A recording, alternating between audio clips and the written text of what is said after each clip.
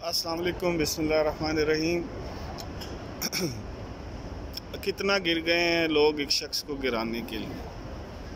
कल मैंने देखा वो इमरान खान और बुशरा बीबी के निकाह को लेके फ़िक़्ह अदलिया और फ़िक़्ह अस्करिया के तहत उनके निकाह को गैर शरई करार दे दिया गया। हालांकि पहले तो होता था फ़िक़्ह जाफरिया, फ़िक़्ह हनफिया, ठीक है। तो अब फ़िक़्ह अदलिया और फ़िक़्ह अस्करिया भी आ गए हैं। बेसिकली बात ये है कि ये इद्दत का जो टाइम होता है, इसको अगर आप कुरान शरीफ को पढ़ें, इसकी लॉजिक को समझें, तो ये एक औरत ही इसकी गवाही दे सकती है कि मेरी इद्दत कंप्लीट हो गई। इद्दत कोई इस चीज़ का टाइम नहीं है कि औरत को अगर तलाक हो जाए तो वो घर में बैठ के एक अरसे तक इस चीज़ का सोग मनाए कि उसको तलाक हो गई है। असल में इसका पॉइंट ऑफ व्यू, इसकी लॉजिक ये थी कि फॉर एग्ज़ाम्पल अगर तलाक हो गई है तो वो तलाक के बाद एक ख़ास अरसा होता है, उस अरसे तक वो औरत अपने घर में रहती है, बाहर नहीं जाती, ताकि जब वो बाहर जाए या उसकी कोई इन फ्यूचर प्रेगनेंसी हो तो ये बात क्लियर हो कि ये जो प्रेगनेंसी हुई है ये इस मर्द से नहीं हुई जिसको वो छोड़ चुकी है, ठीक है। तो और अगर इस तरह नहीं करती, ठीक है, कल को वो अगले दिन ही शादी कर लेती है तलाक के और प्रेग्नेंट हो जाती है, ठीक है। तो फिर एक कॉन्फ्लिक्ट था कि ये जो बच्चा पैदा होने वाला है या जो प्रेगनेंसी हुई है ये किस शोहर से हुई है।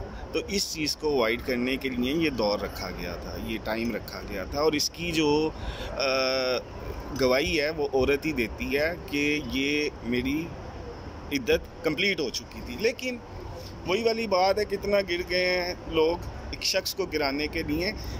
अल्लाह पाक ने ये असल में इमरान खान को या अवाम को ग़ुलाम बनाने के लिए जो भी हरबे इस्तेमाल किए जा रहे हैं, ये अब जंग हमारी नहीं रही, ये एक किस्म का चैलेंज आप अल्लाह ताला के कुदरत को कर रहे हैं।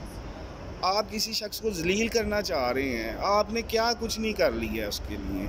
और जो आप स्टेप लेते हैं, जितना गिरा हुआ स्टेप लेते हैं, अल्लाह ताला उतनी उसकी इज़्ज़त में इजाफ़ा फरमाते हैं, क्योंकि उसका जो ईमान है वो उस कुरान पे है, जो कुरान अल्लाह ताला ने, जो कानून, जो ज़ाब्ता-ए-यात, जो एक बुक हमें दी है अल्लाह ताला ने अपने नबी करीम सल्लल्लाहु अलैहि वसल्लम के ज़रिए, उसके हरफों पे उसका ईमान है कि इज़्ज़त ज़िल्लत अल्लाह ताला के हाथ में है। आप मेरा कुछ नहीं बिगाड़ सकते। अगर अल्लाह ताला ने फ़ैसला कर लिया कि मैंने इस बंदे को ज़लील करना है, तो फिर पूरी दुनिया आपको वोट दे दे, पूरी पावर आपको आपके अंडर हो, तो आप ज़लील होकर रहेंगे। ये अल्लाह का फ़ैसला है, ठीक है आपके। और ये हम खुशकिस्मत हैं कि हमारे सामने हैं सारी चीज़ें, सारी मशीनरी एक बंदे को सपोर्ट करने में लगी हैं और अल्लाह ताला उसको ज़लील तर ज़लील करते जा रहे हैं। तो ये बात उनके लिए भी सोचने वाली है। आप लोग, असल में ये सारा काम किया जा रहा है आपको मायूस करने के लिए। लेकिन एक बात आपने याद रखनी है, हमारे नबी सल्लल्लाहु अलैहि वसल्लम ने फरमाया है कि जब तुम जुल्म और नाइंसाफ़ी होते देखो अपने इर्द गिर्द, तो उसको हाथ से रोको। ये मुसलमान का पहला फ़र्ज़ है। अगर हाथ से नहीं रोक सकते, उसको ज़ुबान से रोको। अगर ज़ुबान से नहीं रोक सकते तो उसको दिल से बुरा जानो, और दिल से बुरा जानना ईमान का कमज़ोर तरीन दर्जा है। तो 8 फरवरी को एटलीस्ट हम लोग, आप लोग उसमें तो शामिल हो सकते हैं आखिरी दर्जे में। और इसको आखिरी दर्जा मत समझिएगा। असल में अल्लाह ताला हर एक से उतना ही सवाल पूछा जाएगा जितनी उसकी अंदर ताकत है, ठीक है। तो अगर हम बाहैसियत कौम हम अगर सिर्फ इतना ही रखते हैं ना, इतनी ही पावर है हमारे अंदर कि हम दिल से बुरा जाने हैं, तो 8 फरवरी को अंदर जाके वोट ज़रूर दें। आप ज़िंदा कौम होने की निशानी दें। अपना वोट 5000 10,000 के पीछे मत बेचिएगा। और ऐसे बंदे जो आपके मोहल्ले में ही हैं, साजा गामा माजा, आप जब उससे 5000 रुपया लेंगे ना और अपना वोट बेचेंगे, कल को आपके बच्चे गली में खेलते खेलते लड़ पड़े ना, तो उसका बच्चा आपके बच्चे को कहेगा तेरा बाप ते 5,000 रुपया लेके वोट बेच गया सी। 5 سال کا ووٹ آپ 5,000 میں بیچ رہے ہیں, 2.5 روپیہ ڈیلی کا. 2.5 روپے آج کل آپ 10 روپے کی چیز, 7 روپے کی چیز اور 10 روپے دینا, 3 روپے دکاندار کے پاس واپس کرنے کے لیے نہیں ہوتے. کرنسی اتنی گر چکی ہے. تو خدا کا واسطہ ہے ووٹ ڈالنے ضرور نکلیں. اور آپ اتنے بھی بچے نہ بنیں, سارا پتہ ہے آپ کو, ٹھیک ہے. اپنے حلقے میں پوچھیں کون سا بندہ عمران خان کے حق میں آزاد امیدوار کھڑا ہے. آپ کا کام, آپ کی ذمہ داری اتنی ہے, آپ اتنے میں سرخرو ہو جائیں گے. آپ اس کو ووٹ دیں, باقی ذمہ داری اس کی ہے. جس بندے کو آپ ووٹ ڈالیں اللہ تعالیٰ جانے, اس بندے کا ایمان جانے. آپ اپنی باحیثیت قوم زندہ ہونے کا ثبوت لازمی دیں. دوسری بات, مایوس نہیں ہونا. ہمارے نبی اکرم صلی اللہ علیہ وآلہ وسلم نے جب دین پھیلا دیا یا دین تبلیغ سٹارٹ کی تو ایک موقع ایسا آیا جب آپ صلی اللہ علیہ وسلم نے واقعہ ہے جو ہم نے علماء اکرام سے سنا ہے. اب اس کی اتھینٹیسٹی سارا کچھ آپ خود جانتے ہیں, لیکن ہمیں سن کے ہم نے جو اچھا سبق لینا ہے کسی چیز سے وہ لیں. تو حضرت حضور صلی اللہ علیہ وسلم نے دعا کی, یا اللہ تعالیٰ مجھے دونوں عمر میں سے ایک عمر چاہیے, دے دے. اگر دعا کی, اور اگلی جب حضرت عمر ابن خطاب رضی اللہ تعالیٰ عنہ ایمان لے کے آئے, اس دن کا واقعہ سنیں. مایوس نہیں ہونا آپ نے. اس دن, جس دن حضرت عمر رضی اللہ تعالیٰ عنہ ایمان لے کے آئے اور مسلمانوں میں ایک جشن ہوا کہ اب ہم کھل کے نماز پڑھیں گے, ہم رائے حق پہ ہیں تو ہم کھل کے نماز پڑھیں گے.